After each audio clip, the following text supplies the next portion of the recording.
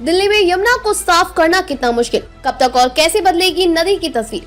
दिल्ली विधानसभा चुनाव में यमुना के प्रदूषण पर खूब चर्चा हुई। राजधानी में 27 साल बाद भाजपा सरकार बनने पर इस दिशा में काम शुरू किया गया।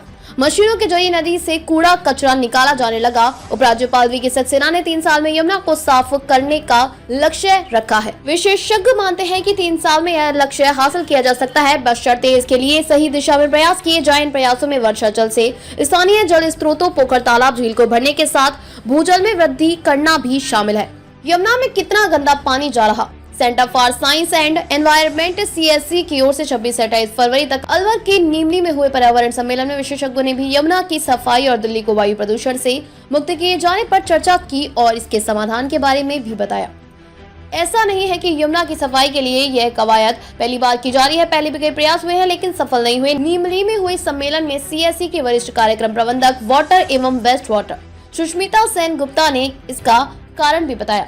यह यमुना क्योंकि उसमें कितना गंदा पानी जा रहा है इसका कोई प्रमाण आंकड़ा ही नहीं है। कब तक साफ हो सकती है यमुना। उन्होंने कहा कि जितना पानी सप्लाई होता है उसका 80% वेस्ट वाटर के रूप में निकलता है। पानी की सप्लाई की गणना शहर की आबादी के हिसाब से की जाती है लेकिन दिल्ली की सही आबादी की जानकारी ही नहीं है।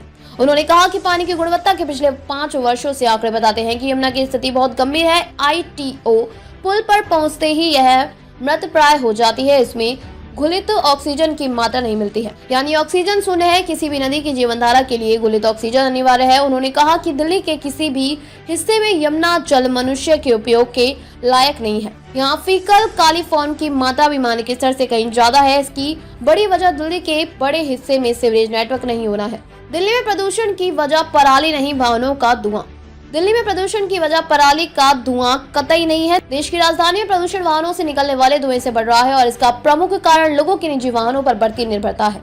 अलवर में हुए पर्यावरण सम्मेलन में centre for science and environment CSE कार्यकारी निदेशक अनुमिता राय चौधरी ने कहा कि आज भी दिल्ली में सार्वजनिक परिवहन व्यवस्था लचर है, बसें अपर्याप्त है। यही वजह है कि दिल्ली में दोपहिया वाहनों की तुलना में कारों की संख्या अधिक हो गई है। अनुमिता राय चौधरी ने कहा कि दिल्ली में इस समय इलेक्ट्रिक बसों की संख्या लगभग 1970 है लेकिन फिर भी वायु प्रदूषण नहीं घट रहा है। इसके लिए जरूरी है बसों में यात्रियों की संख्या बढ़ाई जाए। जब तक लोग निजी वाहन छोड़कर सार्वजनिक परिवहन सेवा पर भरोसा नहीं करेंगे, प्रदूषण की स्थिति में बदलाव नहीं आ पाएगा।